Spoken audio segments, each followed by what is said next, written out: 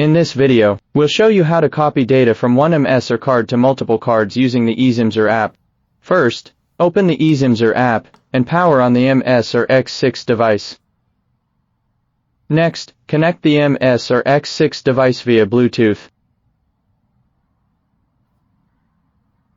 Once connected, tap the copy button.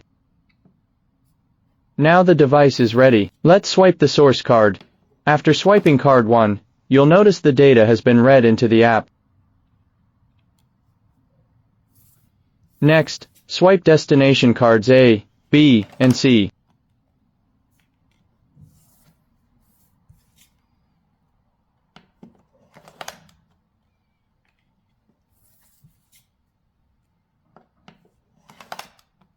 Once all cards are swiped, the data will be written successfully. Finally, we can read the cards to verify the data was copied correctly. As you can see, the data has been copied to all 3 cards as expected. It's that easy. You can download the EasyMSR app at easymsr.net.